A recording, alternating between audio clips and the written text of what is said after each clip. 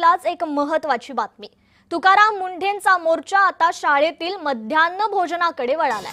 मध्यान्ह भोजन व्यवस्थेसाठी परवानगी आता बंधनकारक असणार आहे। शाळांच्या 50 मीटर परिसरात जंक फूडवर बंदी घालण्यात आलेली आहे। एफडीएचे आयुक्त तुकाराम मुंढे यांनी हे महत्त्वपूर्ण असे आदेश दिलेले आहेत। सर्व बोर्डाच्या शाळांना हे आदेश आता लागू करण्यात आलेले आहेत। एफडीए आयुक्त तुकाराम मुंढे यांनी विद्यार्थ्यांसाठी हा एक निर्णय घेतल्याचं पाहायला मिळतंय। प्रत्येक शाळेची वर्षातून किमान 2 वेळा अन्न सुरक्षा तपासणी आम्ही करणार आहोत, किमान 2 वेळेस, आणि किमान एक अन्न नमुना संकलन करून त्याची तपासणी करणार आहोत।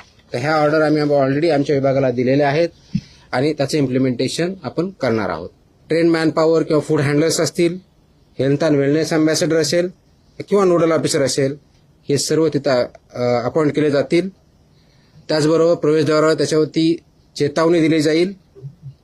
त्याच्यावरती लिहिलेलं असेल की HFSS चे प्रॉडक्ट इथं विक्री करण्यास किंवा ॲडव्हर्टाईज करण्यास किंवा फ्री विकण्यास किंवा तिथं वाटप करण्यास मनाई आहे, हे त्यांच्या गेटवरतीच किंवा दरवाजावरती ठळक अक्षरामध्ये बोर्ड लिहिला जाईल। सो दॅट ही एक वॉर्निंग सर्वांना असेल। त्याचबरोबर पेरेंट्स यांना सुद्धा त्याच्यामधून अवेअरनेस तयार होईल आणि हेल्दी फूड आपल्या मुलांमध्ये जाईल, हे अपेक्षित आहे। तर एफडीएनं शाळांना नेमके काय आदेश दिलेले आहेत पाहूयात।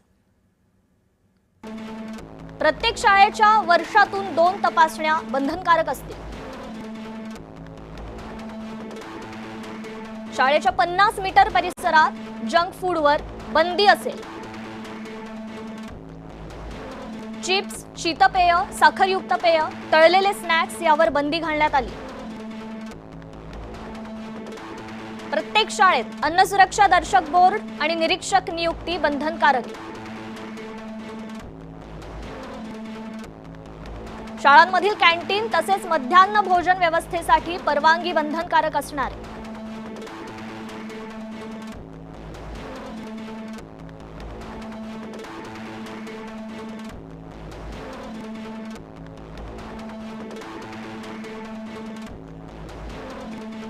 यासोबतच संवाद साधण्यासाठी आपल्याशी जयश्री देशपांडे, ज्या की पालक संघटनेच्या अध्यक्ष आहेत, त्या आपल्याशी जोडल्या गेलेल्या आहेत। नमस्कार जयश्री ताई, स्वागत आहे आपलं जय महाराष्ट्रमध्ये। तुकाराम मुंढेंचा हा विद्यार्थ्यांसाठीचा जंक फूड बाबतचा निर्णय एक पालक म्हणून कशा प्रकारे पाहताय या निर्णयाकडे? नमस्कार। खरं तर मी या माध्यमातून तुकाराम मुंढे साहेबांचं विशेष कौतुक करू इच्छिते की आतापर्यंत असा धाडसी निर्णय कोणीही घेतला नव्हता आणि या निर्णयाचं आम्ही पालक वर्ग खूप मोठ्या प्रमाणात स्वागत करतो। कारण यामुळे उद्या आमच्या मुलांचं हेल्दी लाईफ, हेल्दी फूड आमच्या मुलांना मिळणार आहे आणि त्या सगळ्या गोष्टींचा परिणाम मुलांच्या शिक्षणावरती होणार आहे। म्हणजे त्यांच्या हेल्थ जर चांगली राहिली तर त्यांचं शिक्षण चांगलं होईल। तर ह्या निर्णयाकडे आम्ही खूप पॉझिटिव्हली बघत आहोत। फक्त हा निर्णय कसा इम्प्लिमेंट होणार आणि याच्यावरती खरंच इम्प्लिमेंटेशन होणार का याच्याबद्दल थोडीशी साशंकता आहे, परंतु स्वागत आहे आमच्याकडनं मुंढे साहेबांचं या निर्णयाबाबत।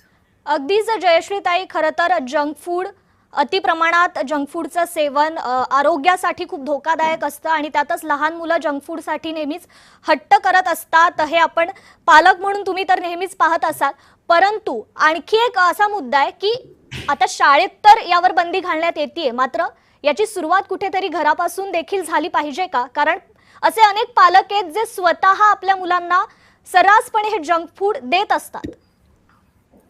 एक्झॅक्टली, माझा पुढचा मुद्दा तोच आहे की सुरुवात तर सरांनी खूप चांगल्या प्रकारे केलेली आहे, त्याचं इम्प्लिमेंटेशन पण होईल, परंतु कुठेतरी ह्या सगळ्या बाबतीत पालकांमध्ये अवेअरनेस क्रिएट होण्याची गरज आहे। बऱ्याच वेळा काय होतं ना, बऱ्याचशा पालकांना हेल्दी फूड देणं हा एक परवडत नाही असं आपण म्हणू शकतो। कारण एक चिप्सचं पॅकेट आणि एक ऍपल ह्या दोन्हीचं जर का तुम्ही कंपॅरिझन केलं तर निश्चितच सफरचंद हे खूप महागात जातं, त्यापेक्षा 10 रुपयाचं पॅकेट घेऊन पालक शांत बसतात। परंतु ह्या सगळ्या गोष्टी करत असताना पालकांना कुठेतरी अवेअरनेसच नाहीये की मी आज दिलेलं एक चिप्सचं पॅकेट हे कसं अनहेल्दी आहे। तर खरं तर या सगळ्या माध्यमातून माझी आपल्याला विनंती असेल, मुंढे साहेबांना विनंती असेल की पालकांचं अवेअरनेस क्रिएट करण्याची गरज आहे। जरी तुम्ही शाळांच्या आतमध्ये बंदी घातली असली तरी टिफिनमध्ये येणाऱ्या गोष्टींना तुम्ही नक्कीच कशा प्रकारे निर्बंध आणू शकता। कारण मॅक्झिमम फूड जेव्हा पालकांकडनं जेव्हा दिल्या जातं तेव्हा ते नक्की हेल्दी आहे का, ते हायजिनिक आहे का, त्या दिलेल्या गोष्टीचा तुमच्या मुलाच्या वरती कसा परिणाम होणार आहे याचा विचार कुठेही केला जात नाही. आणि काही शाळांमध्ये खूप चांगले उपक्रम राबवले जातात, पण त्या ठिकाणी सुद्धा पालकांकडे कुठेतरी नाराजी निर्माण होते की आमच्या मुलांना आज ह्या गोष्टी आम्हाला द्यायच्या आहेत. बऱ्याच वेळा पालक स्वतःची सोय याच्यामध्ये बघतात की मला वेळ नाहीये म्हणून मी ह्या गोष्टी करतो. परंतु कुठेतरी आपली सोय बघून आपल्या मुलांच्या हेल्थशी खेळण्यापेक्षा आपल्या मुलांचं हेल्दी लाईफ कसं आपण देऊ शकतो याच्यावरती पालकांनी मोठ्या प्रमाणात विचार करण्याची आज गरज आहे. अगदीच जयश्रीताई, जसं की आता शाळेत कॅन्टीनची सुविधा असते, पोषण आहार, सकस आहार देण्यात येतो मुलांना.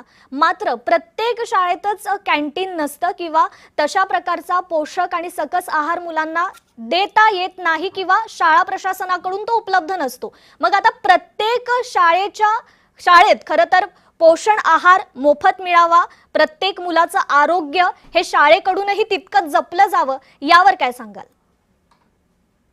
शाळेकडून जपल्या जावं, आहार मिळावा हा सगळा एक गरजेचा भाग तर निश्चित आहे, कारण याच्यामध्ये मुलांचं हेल्थ सगळीकडेच आपण बघतो.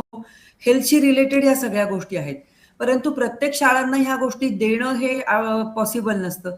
बऱ्याच वेळा पालकांच्या किंवा मुलांच्या तक्रारी असतात की मुलांना फक्त घरचंच फूड हवं असतं. त्यांना शाळेमध्ये प्रोव्हाइड केलेल्या फूडवरती पण मुलं नाखुश असतात, कारण बऱ्याच मुलांना घरातनं नेलेला डबा हा पौष्टिक वाटतो. शाळांकडनं दिलेलं अन्न त्यांना चालत नाही. किंवा खूप वेळा काय होतं ना, की शाळांकडनं दिलेल्या अन्नामध्ये रोजच त्याची क्वालिटी मेंटेन केल्या जाऊ शकते याच्यावरती कोणीही गॅरंटी देऊ शकत नाही. त्यामुळे इथे थोडासा एक पालक आणि शाळांमध्ये एक दुही निर्माण होते. त्यामुळे काही शाळा देतात, काही शाळा देत नाहीत. आपण आता माध्यान्ह भोजनाचा जर का विचार केला तर आपण मीडियामधनं बऱ्याच वेळा बातम्या आल्या की राजगिऱ्याचे लाडू जेव्हा प्रोव्हाइड केले गेले तेव्हा त्या राजगिऱ्याच्या लाडूंमध्ये आळ्या सापडल्या. आता ह्या केसेसमध्ये आपलं FDA खूप चांगल्या प्रकारे काम करेल. आजपर्यंत अशा बऱ्याच वेळा गोष्टी घडलेल्या आहेत की मुलांना अनहेल्दी फूड दिलं गेलं आहे. परंतु नक्की हेल्दी फूड देताना पालकांची सुद्धा तितकीच जबाबदारी आहे. निश्चित शाळांची जबाबदारी आहेच आहे, शिक्षण विभागाची जबाबदारी आहेच आहे. शाळांमध्ये जे PTA मेंबर्स असतात, मला वाटतं की त्या PTA मेंबर्सना आपण थोडंसं अवेअरनेस प्रोग्राम क्रिएट करून PTA मेंबरच्या बाबतीत माध्यमांमधनं जर का पालकांना अवेअरनेस दिला की नक्की आपण आपल्या मुलांना हेल्दी फूड घरापासून सुरुवात झाली पाहिजे.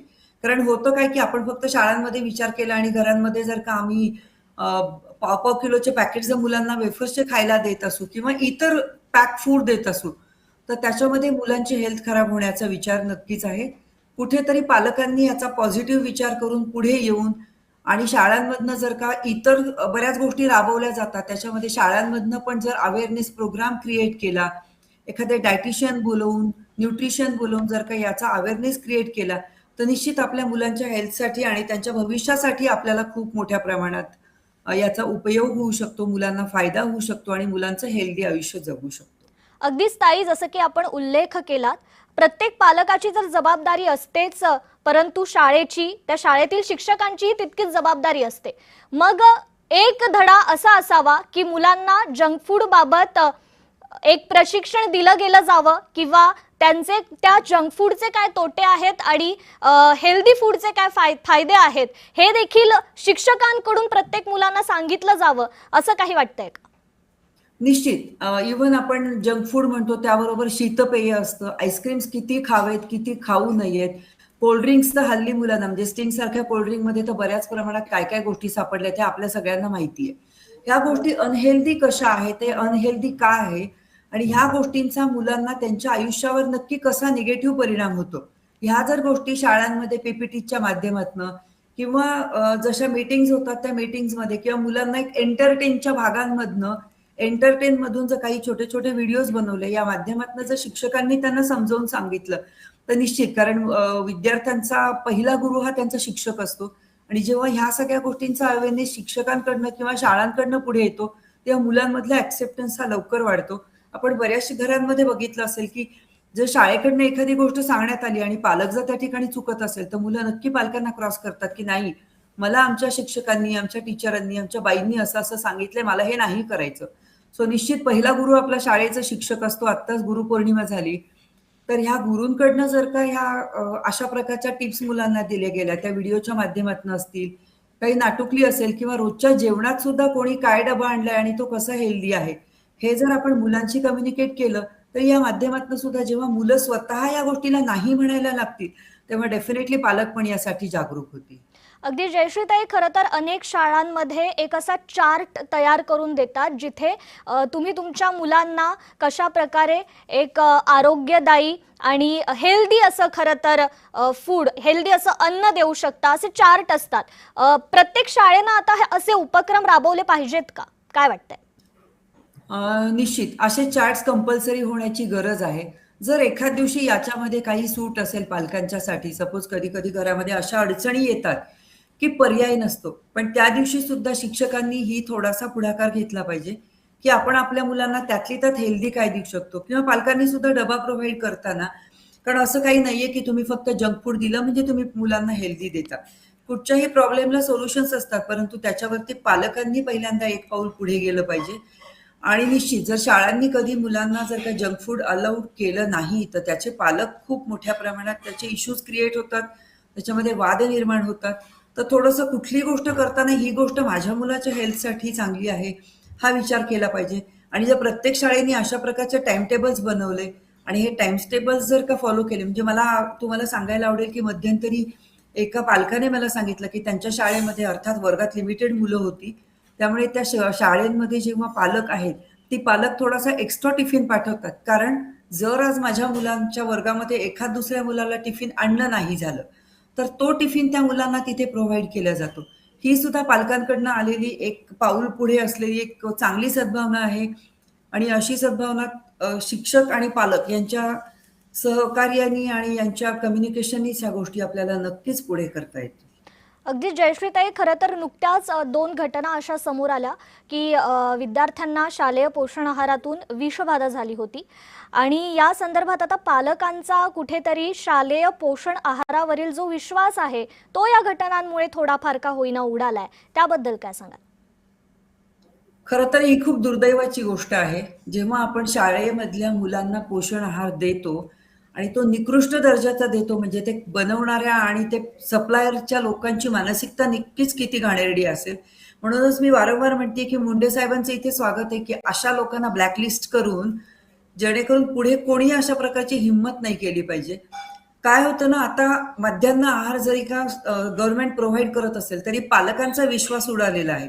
नक्की मुलांना तो माध्यान्ह आहार आपण जरी शाळा देत असेल तरी आम्ही आमच्या मुलांना द्यायचा की नाही, बरं तो आहार नक्की शाळांमधले शिक्षक खातात का, त्याचं टेस्टिंग केलं जातं का, त्यामध्ये वापरल्या गेलेल्या जिन्नस किती ऑथेंटिक आहेत याच्यावरती कुठे काम केलं जातं की नाही याच्यावरती शंका आहे.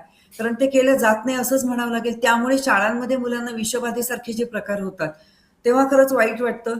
प्रोव्हाइड करणं, सप्लायर लोकांची ही मानसिकता इतकी घाणेरडी आणि इतका काय म्हणू आपण त्याला, इतकं तुम्ही बरबटलेले गेलेले आहात की तुम्हाला लोकांना अन्न देताना ते चांगलं, हेल्दी आणि सकस अन्न आपल्या पुढच्या पिढीला जे देऊ शकत नसाल तर ह्या लोकांच्या मानसिकतेची कीव येते. अगदीच जयश्रीताई, आता ही अंमलबजावणी नेमकी किती प्रभावी ठरते यावर आपण लक्ष ठेवू असूनच तुर्तास आमच्याशी संवाद साधलात यासाठी खूप खूप धन्यवाद. महत्त्वाची बातमी समोर येते. शिवसेना पक्ष आणि चिन्हाबाबत आज सुप्रीम कोर्टात